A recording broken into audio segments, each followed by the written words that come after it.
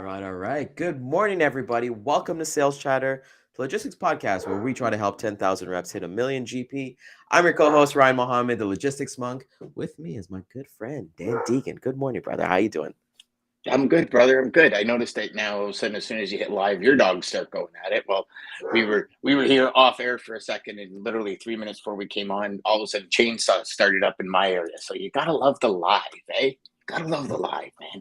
And that's why we do it live, man. I know Jeff always kind of says Yeah. ad hoc, but we got to keep those things. And it's funny. She just went off, probably barking at the neighborhood, just making sure the Bell and the Rogers technicians they're going to the right house. That's Yes, specifically yes, from yes. there. Well, I But mean, it's her neighborhood, and she's got to make sure it's protected. And you know what? Dogs are kind of nosy. They're that nosy neighbor that just sticks their nose into everything that you're doing. So, yeah, my dogs too. They're looking down. What are you doing walking down my road? Like, no, not really. But yeah, got it. you know, Got it. but you know what isn't What is nosy, going on? Dan? Yeah, what isn't nosy is our intro. Let's hit that, baby. To the HPLS podcast. Live, relevant, and high performance information, conversations, and education weekly.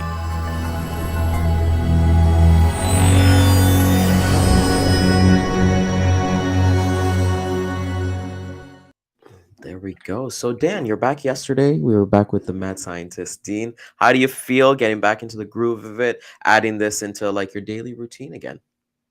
It's good, man. I I still have to watch how much I talk because if I speak too much, everything on the right side of my neck actually gets inflamed, and then it's a pounding headache by the afternoon.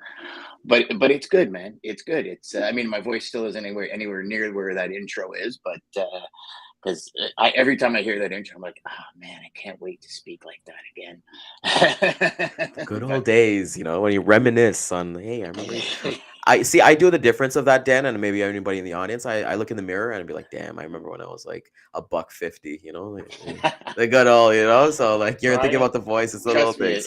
it's nothing that's cracked up to be, buddy. When I was at my lowest, when I was in and out of the hospital every like 2 weeks with pneumonia, and I had a DKA, which is a diabetic ketoacidosis, where pretty much your body starts eating itself. I was 142 pounds, and so when I got in like a year ago, actually 2 weeks ago, it's been a year and 2 weeks since I found out I had cancer, and I was 205 pounds going in, and that was 142.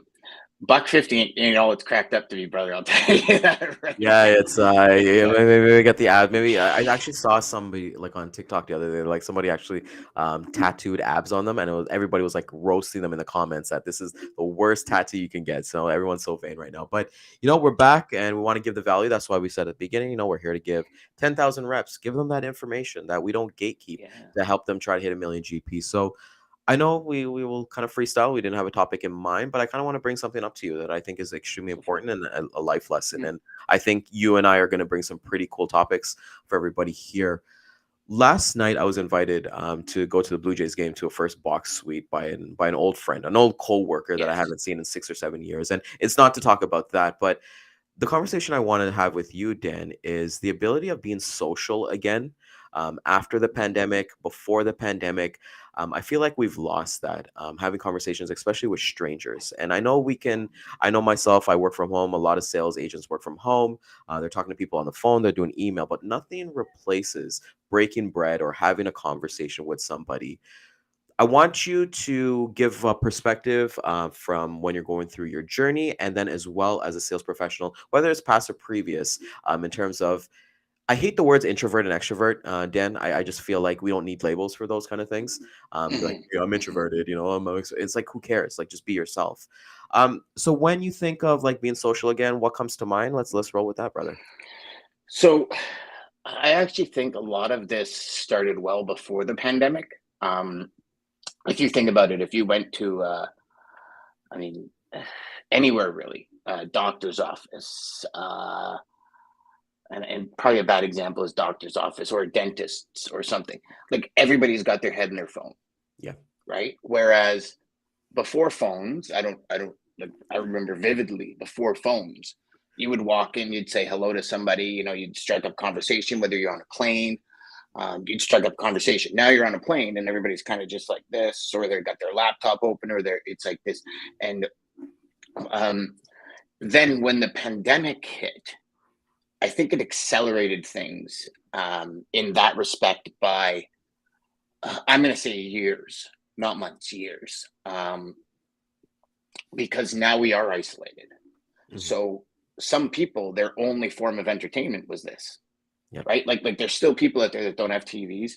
That just, I know people that don't have TVs, and I can't understand it. But they're like, no, I mean, I'd rather play a board game, or I'd rather play cards or something rather than watch TV. And to each his own. Um, and that became the norm. And then we all have masks on. And then we're afraid to go near people at one point during the pandemic. So I think it just accelerated that. And I mean, well, there's a reason mental health right now is at an all-time high, because to get back out there, I mean, I had a conversation with my mom the other day. And my mom was even like, I was alone for so much of the pandemic because we have kids that were working. So it was like, Mom, don't come over because just in case, like, our parents are elderly, right? We don't want to be the ones to get them sick. We want them to be healthy. We want them to be, and it's taken my mom. She's still not probably even 50% as social as she used to be. Like she says, Dan, I go to the pool and I used to talk to everybody and just say hi to people and everything. And she goes, and like, I find myself so like pulled inward, and it's funny because, and you say, talk about what happened to me. Well, when I got cancer, I found my inner circle got tighter. And that was letting people go, letting go some of the stuff that just was time consuming, but it wasn't adding to my life vitality, if that makes sense. And I think the pandemic taught us a lot about what's really important in life. I know for myself personally, realizing that, it's not a badge of honor to work 24/7. No, And not at all. not be part of the lives of your family or anything. And I kind of knew that, but it's one of these things, right? Like if you've ever had anything that's been really impactful in your life, it changes you, it alters you. It should, at least. Yeah, it Yeah, I should be don't know able if to. change is the Yeah. word. I think just gives you a different perspective of something. And I think that's Yep. what it's supposed to do. I feel like everything in life is supposed to give you a lesson in life, right? And I think the universe talks to you. It's like, if you've gone through something and you're the same person afterwards, then you got to do some deep search inside yourself to figure out, okay, there's no reason why the universe, if you want to believe in a higher power, if you don't, there's a reason why they put me through this. Because if I didn't change, or if I'm exactly that exact same person afterwards, then I didn't learn my lesson, because otherwise it should have just been a bump in the road. And I like what you said about like your mom. Like I've known people, elderly people as well, like they still won't come out to like our temple and stuff like that because they're scared of it. And I think social too, Dan, I've made it a habit. I want to say the last couple months since I've joined my local Toastmasters club, to talk to a lot of strangers, and get to kind of know them. And I've actually been a lot more social, I find, which I really appreciate. Like I'm going for coffee with people that I don't know, and listening to their stories. And I know we see Kat in the audience here. From like a logistics point of view, Dan, how important is it, like even if it's not even meeting with a prospect or your colleague or a shipping manager, so somebody who technically you want something from. I hate when people say that, oh, I don't want anything from a shipping manager, I just want a relationship. Well, you kind of do want something in exchange for it. You're making Oh deposits to yeah. take a withdrawal, but like, talking like to the dock worker or like to the truck driver, where is that kind of lost a little bit in what we're seeing now? So I believe wholeheartedly when in business, when we're talking to anyone, there's a desire for something in exchange for something, right? You're talking to the truck driver. Perfect example. Well, I don't want anything from the truck driver. Yeah, you do. You want him to show up and deliver on time. Like you want him to be polite when he's at your customers. Like you want something from him. This goes back to the old saying, operations isn't sales. Operations are the best salespeople on the planet, 100%. because they're selling the customer, they're selling the dispatcher, they're selling the driver, they're selling all day long. and they have to, and they're the glue. They're trying to keep everything together. And no matter who you're speaking to, now obviously there's a time where the desire is coming from. But if you're making a sales call, cold call, absolutely you want something. You want to get into their wallet. Like call a spade a spade. Let's not beat around the bush. I want business from you so I can make money. Yeah. I want business from you. Now, don't get me wrong. I was a firm believer that I want to help you achieve your goals. But if you think I'm going to take 15 loads from you a week and help you achieve your goals for free, you're crazy. Like, Yeah. and it's being honest. I had speaking to a few people last week, and that was a topic of conversation. Well, cold calls are difficult this time around, and I was like, okay, but are you beating around the bush, or are you Mm. getting straight to the point? Are you saying, hey, listen, this is a sales call? Yeah. When you're sending an email out, are you saying, hey, this is a sales email? Yeah. Like I think people now, more than ever in time, um, with like social media and all these ads and clickbait. And I mean, I'm sure you've been there. I know I've been there. You bought a program, it said it was going to do this, this, and this, and you get into the program and it's like, this is crap. Like it didn't do anything like Yeah. that. So, you look at marketing pages. I know when I first started studying copywriting and really trying to get into this copywriting thing, I was looking at pages and I'm like, I've taken that course. That's bullshit. Yeah. Like that is not true. And I remember talking to a professional copywriter. He's like, I know, but if one person out of 1,000 gets those results, they claim it. And he says, that's copy. Like it, dislike it, that's what it is. And if you want to sell something, that's how you have to be. And I was like, and I've just had a really hard time with it. And maybe if I used it, I could have sold 10 times more than I've ever sold. But I don't know. To me, It didn't click with you. It it wasn't. didn't. It It didn't. doesn't click. There was no synergies there. And the one thing with that I've kind of learned through like watching Alex Hormozzi's videos is that a lot of people read these books, like these self-help books, business books, any books. I love reading, so read anyways. But there's power, Dan, in actually doing and then reading. If you're building a business, if you're like a lot of people here are freight agents or they're sales reps, it's like, okay, well, don't read about cold calls, don't read about cold emails. Even this discussion that we're having here, go and do it and then read it after, and kind of go your technique. Because one thing that you just said that I actually do is for cold calls, my intro is, hey, this is Ryan. This is a cold call. Do you have 10 seconds or do you want to roll the dice and see what kind of happens? It's the 8 Mile thing that I've learned from you, right? So what do you Yep. personally think? Let's talk a little bit about what advice you gave to that amazing group of, I want to say they're young professionals, I would assume, that you Yep. spoke to last week. Yep. So it was be straightforward. I mean, number one, we've said it. God, I don't know how many times. Know who you want as a client. I Yeah. believe that. I have, and I'm not saying business like what they move, what type of freight they have, the volumes. I'm talking about the person, because Yes. you don't do business with a logo.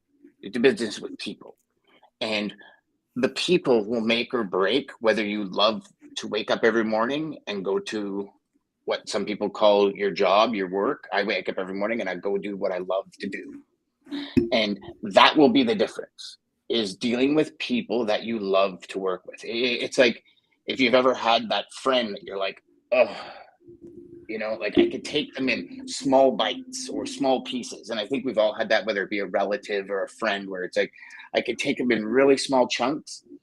And if we don't become very clear as to the individual we want to spend our time with, Yep. then we've all had it. We've all had those customers where the phone rings, and thank the Lord for caller ID. It's like, oh, do I really want to answer? Be like, okay, they give me business. I have to put numbers on the board or whatever that kind of BS That's we make up in our head is, right? Yeah, that's very short term, as you would kind of say too, right, It Dan? Like is. that It is is. it's very short term like It is. thinking, and I love that you're saying this because like this is exactly what you're saying. First and foremost, Dan, Dan's back. Let's just let everybody know in the comments. Dan is back. He's spitting that fire. So I'm happy to kind of see this. But the one thing that I love is like that I've learned from you is like, people are people. Like I sent an email this morning to one of my customers. He's my customer. He's like he works for a $1 billion company. I was just asking him if he caught the Jays game last night, and we're just kind of shooting the shit through email about that comeback win, and he lives in Kansas City and things like that. And being able to like talk to people as people, that's where Yeah. we're kind of losing, and that's where the social part of it, because we look at scripts, and I'm not bashing any of this stuff, like at the end of the day, like you said about your copywriting, it's going to work for one person, and that one person is going to be successful. So are we going to think about the one person, or are we going to think about the 999 people who are like, ugh, I don't want to do this? It's interesting you say that because the rule of copywriting is you write to the one. And 990 of those 999 might also be the one, but you write to the one. And, you take this back to cold calling, right?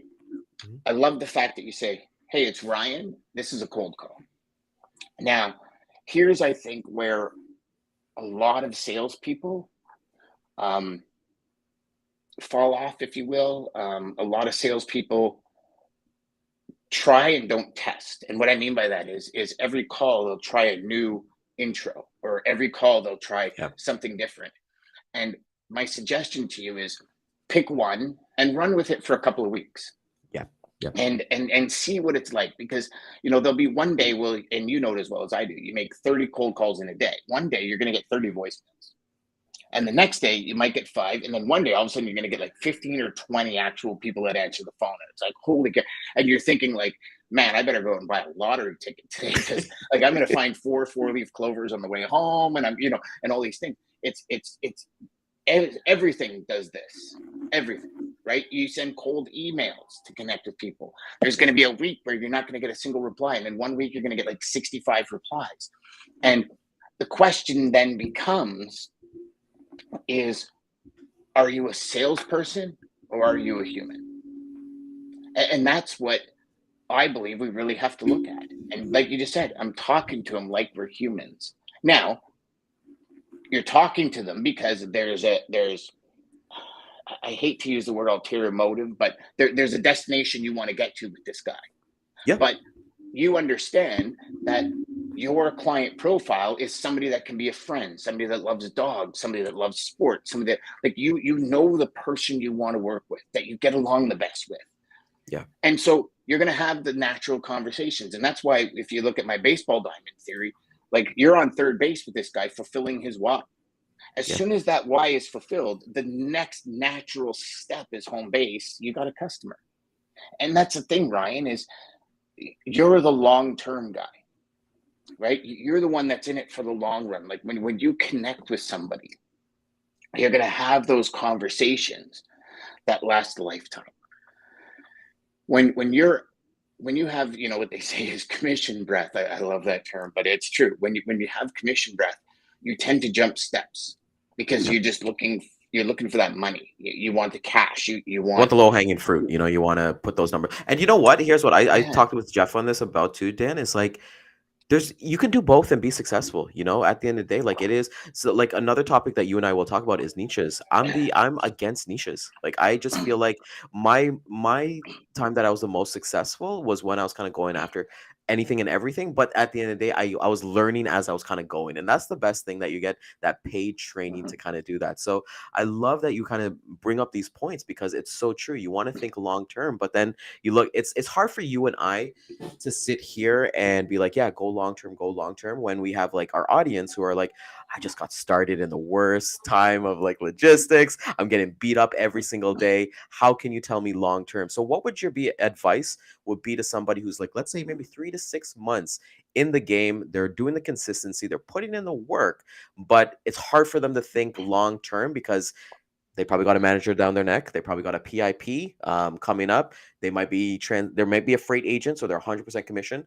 How would you speak to that audience, Dan? So I would, a couple of different things that I look at on that. One, I suggest you start going more towards an expert mindset. And what I mean by that is you can become an expert in literally an hour and a half from who you speak to. So geographical, commodity driven, like these are different areas that you can go. If you're just 3 to 6 months in this industry and you're having a really hard time, my number one thing for you is, if you're an agent, call your company and get your top 1 to 5 carriers. 1 to 5 carriers that your company does the best work with, or speak to another agent and ask them who's their best carrier. Call those carriers and say, where do you need help? And where do you need help? Like, even if you're dealing with a broker that's giving you the rate, not shitty rates, where do you need help? And then what you do is you get the numbers, you get the volumes, you get the capacity, you get all of the details. When are you delivering? How long does it take you to deliver? How long, and you start going from their delivery point, wherever they need the help, and you expand 50, 60, 70-mile radius, and you start calling those companies. And it's you're not calling as a broker, you're calling as a specific strategic connector. And all you're doing is saying, hey, listen, do you need help? When we go here, we go northwest, we're going northeast, we do truckload, we do LTL, we're here Monday, Wednesday, Friday. Does that work with your shipping? No. Thank you very much. Have a great day. And move on, because what's happening is you're trying to find, you have a solution, and you're trying to find the person that needs that solution, right? That's all sales is. Like, Ryan, how many times have you made sales calls? You could be the best salesperson on the planet. Yeah. And out of 100 sales calls, you're going to get 10 clients. Yeah. Maybe 5, right? So when we talk numbers, those other 95 are just not, they're not in need of what I can provide. And a lot of people are like, but we're a broker, we can do everything. No, you can't. You can't put that in. You're shit at 99.9% of the things out there, and everyone is. It's not like even me. There's no full solutions. Like, I'm almost 30 years in the industry, and I'll tell you, there's certain things I'm like, I'm garbage at. I have zero desire. I had zero desire to learn it in my career. I don't know the contacts. I don't have the proper connections. Like, but if you want to do this, I'm all in. So I stay away from the things I'm not good at. And instead of sitting here saying, oh, well, Ryan's really good at that, how come I'm not? Because I've been 30 years in the industry and Ryan's been 8 or 10. Why would I do that? Ryan focused on that and I didn't. Yeah. And so, go ahead. Yeah, sorry. I just called 2 things that I really like that you said. So when you're like, for everybody's kind of watching the audience, one thing that I do as well, Dan, is like, let's say I make that call and I have that capacity that I can sell, and they say, hey, no, I don't have a fit. I always ask for the referral right away. Do you know anybody, any other shipping managers? Do you know anybody who can find value in this? Would you be okay making an introduction for me? Because I find like people don't ask for that referral right away. They'll be like, oh, well, I haven't done business. I haven't earned their respect. But it's like, no, you're like you said, you are whatever the word, the connector, kind of cool thing that you made there. You're a connector you're there with a purpose. When you're selling with a purpose and intention, you are dangerous, my friend. And there was another thing that you said too that was really, really cool that I loved. And I thought it really resonated. I'll get back to it, but just continuing on, I thought that was, no, sorry. I got a brain fart. It was one of those days. It'll come back to you. It's funny you mention that, because there'd probably be 1 out of 100 that would ask for that referral. And, you have no idea if that traffic manager was just at an event speaking to another traffic manager.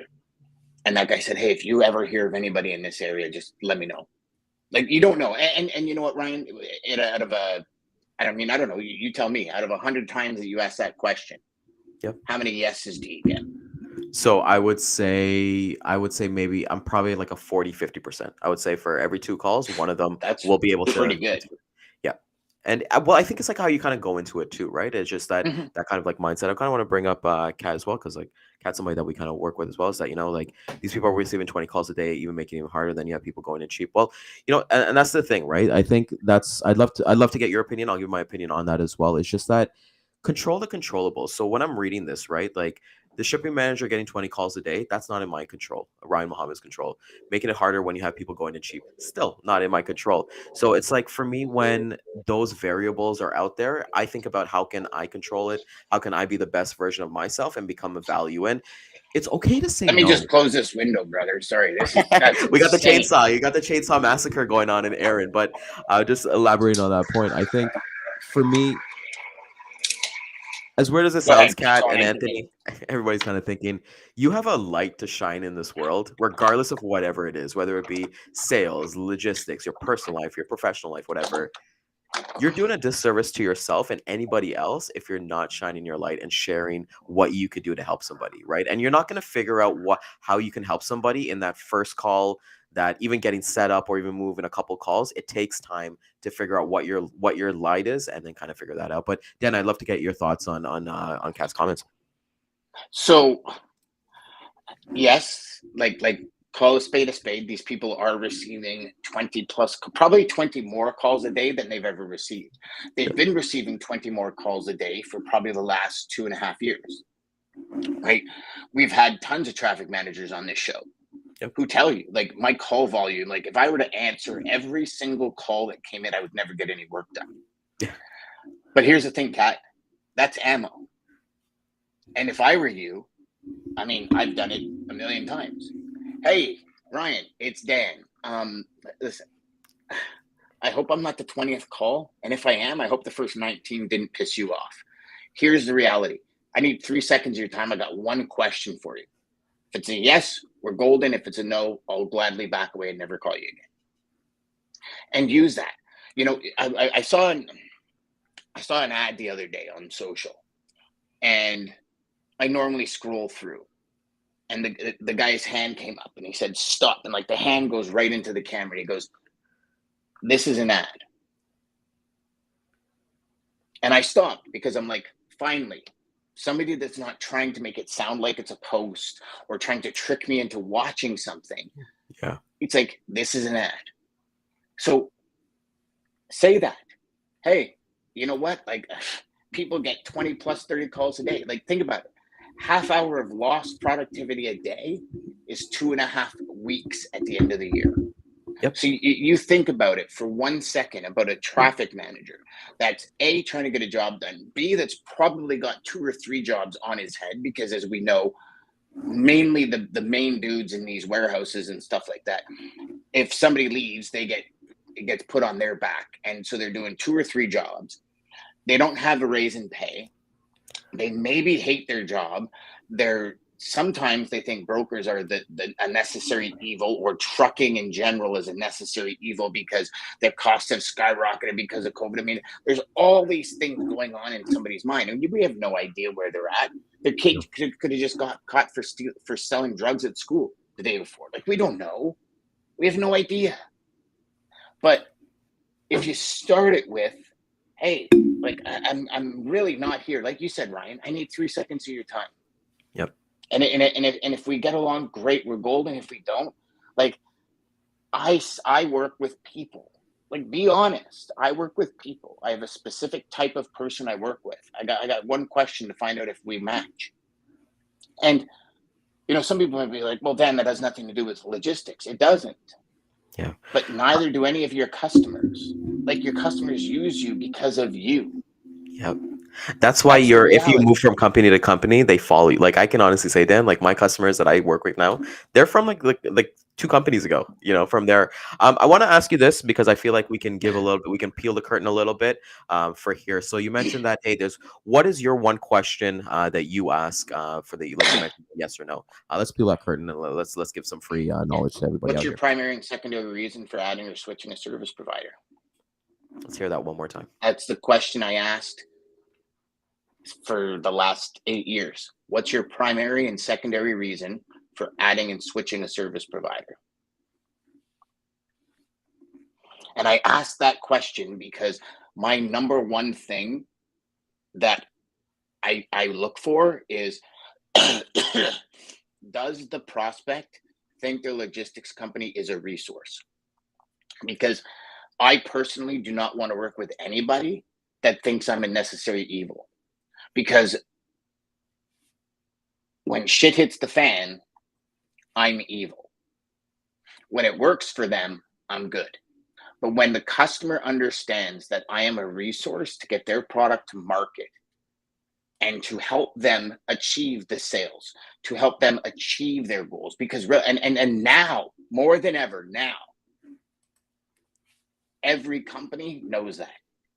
That's why you see, like what we talked about with Dean yesterday, companies are not changing carriers as much.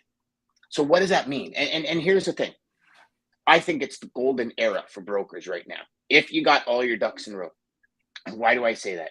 Because it's harder for me to get in somewhere, but once I'm in, it's going to be a hell of a lot harder to get me out. So do we have to do our time, Ryan? Yes, Yeah. 100%. Because that prospect has to trust you. Yeah. And like Yeah. anything, trust is not built after 2 phone calls. Not a chance. Not a chance. Like if you're new in the industry and you're 3 to 6 months in, just understand it might be a year before the wheels start turning. But like everything else in life, if you don't invest in it, and I'm not talking financially. I mean, I do believe in coaches. I've got 4 of them. But I'm talking like invest in your day in those, like Jeb calls the golden hours. Like invest as much as you can of your time, effort, and energy in those hours, because it will start to pay dividends. But and I know it's so cliche, you don't plant a seed today and tomorrow a tulip grows. You I plant wish. tulip seeds in the fall, and in Yeah. the spring they grow. So it takes 6 months of incubation for it to grow. Right? You throw grass seed down, it doesn't grow tomorrow. It has to incubate. And so does your business, where we're in such a society today where it's instantaneous and I want it now and I want it now. It's so many people. Like, for example, I've said to I don't know how many people, if you want to test in true like dedication, take a 1 page or your intro or your presentation that you're going to give to a customer and read it 100 times Yeah. before you put it down. Read it 100 times. I guarantee you, after the third time, you're going to skip words. You're going to be, did I leave the coffee maker on? I'm just going to go get a glass of water. Like it's. But this is like, Ryan. You think about it. How long did you have to invest in yourself, in getting better at sales, in maybe perfecting that question? And I don't believe any question is perfect, but making it sound like you, as Yeah. opposed to maybe the coaches you were listening to or whatever, right? Like, for me, what's your primary and secondary reason for adding or switching a service provider? That sounds great in my head, and I can say it just like that. Maybe you can't. Yeah. Maybe you would be more like, hey, do you believe your logistics providers, are resources? I tend not to ask that because I'm aiming for that resource. Mm. But if you ask any traffic manager, do you believe your carrier is a resource? They're going to say absolutely, even if they don't believe, because that's kind of like what should be said in today's market. So what Cool. I did is I kind of go around it and I say, okay, the first thing on their mind is going to be number 1, and the second thing is going to be number 2. So if they say price and service, now I have to dissect price. What does price mean? And what does service mean? But the reason I always ask a 2-pronged question is because it gives me 2 things to talk about Yeah. or ask questions on. And And it's I it's believe very that, open ended. It's very open yeah, ended, and I love that you yeah, say that. Like, I think that's like I actually have used that as well in my thing. And when you start doing these, and everybody in the audience, when you start doing, you have your 2 prong question, you'll realize that the answers are really going to be very similar. So you can take that, and Dan, you and I both attest to this, is that you take those answers and you test it. Okay, well, customer A said this about price. Customer B said this. Okay, how can I bring in a story of I helped the customer do this with price and who was in the same kind of thing from there? So I think it's like really important to always kind of test and understand. Like we said, I'm not a big script guy. You'll never see me reading, yeah, "Hi, my name is." It's just not me. I have a funny first question I'll share with you, Dan. I think this is yeah, based on the industry that I've kind of go on, but I asked them, "Do you like dogs and do you have dogs?" And then we just let the yeah. conversation flow from there, you know. And I think this is amazing to kind of see. So there's so much gold nuggets here. We can go on for hours, but I definitely want to keep these in short spurts because I feel like with motivation and discipline, you can get fired up from watching the show. And you know, like, yeah, I'm gonna run through a wall, but we want that to carry on. We want you to like once you log off here, you're gonna go make another like 20 calls and share with us tomorrow. Like shoot Dan and I a DM. My DMs are always open. I know a lot of people here connect with Dan, and like you know, we're always here to help people because when you serve people, what is Zig Ziglar? I'll leave you with that to finish off with that last quote. You're like DJ today, Yeah, bud. enough people to achieve their goals, you'll achieve your goals. And here's Ryan. Here's something that I started doing probably 10 years ago. And so for all of you, take this, and this is what I want you to do today. So this side here is, what's the question you ask? Then what was their answer? what was your reply, and how can you make it better? And every morning I just took a loose leaf sheet of paper and I drew 3 lines. I had 4 columns. Dan, can you make a And template of that and maybe we'll like throw it up on our LinkedIn and stuff like that? yeah, Like, yeah, well, yeah, like for sure. let's Yeah, do that. yeah, Let's actually do that. Let's get a yeah, downloadable like a PDF and get some like let's yeah. see That's it, good. And man. we can put it up. I'll just put it on my Amazon account and everybody can download it from there. Cool. But what it was is you write down the question that you asked. You jot down so you can remember their answer. And then you jot down your reply. And what I would do at the end of the day is I would take those sheets home with me. And this is what I'm talking about, the investment part. I would take them home with me and I'd analyze them and I'd say, how could I say that better? Or how could I get better at this question? Or did it stump me? Because I mean, Ryan, you and I both know when I first started, man, I was 17 years old. So, I mean, they What was would that say, like 5 "Oh years yeah, ago? I've been Like here. 5 years ago, right? Like, Yeah. I've been here. I've been a traffic manager for 20 years. How can you help me?" And I'd be like, I'd kind of be like Jeff when his internet goes out, right? And it was tough. And then I started doing this, and I started saying, okay, I could say this. So why don't I practice this? And I would spend 2-3 hours a night on that, just that template. And I'll tell you, if anything changed the way I spoke and changed the way I did business and changed the direction of my calls, it was that simple 4-prong template. And I'll create one Yeah, and please do. get Yeah, it to if we can get everybody. that, like, and just so everybody can kind of see and things like that. So, For sure. that's what we're here. I think we did our duty today of giving some advice that can help 10,000 reps hit a million GP. So, with that being said, want to thank everybody for coming out. We're fired up. I know you and I will talk offline about this, but if you found value in this, which I know you did, please like, comment, subscribe, share this with friends, share this with a neighbor. Share this with the Amazon driver that's coming over today to bring in your packages over, and we will hit the replay at 2 and 6 p.m. again. Like we said, our DMs are always open. Tune in every single day at 11 a.m. Eastern Time. Facebook, YouTube, LinkedIn, and Twitter. And my man Deigan, take us home, my man. Oh, brother, it was great to be here again. Hey, listen, everybody, just remember, invest in yourself. It's the biggest investment that you can ever make in your life, and it's the one that really lasts long term. As the great Emerson once said, "What you do screams so loud, I can't hear a word you say." So if you really want that business, what you do screams so loud, I can't hear a word you say. Have a great day.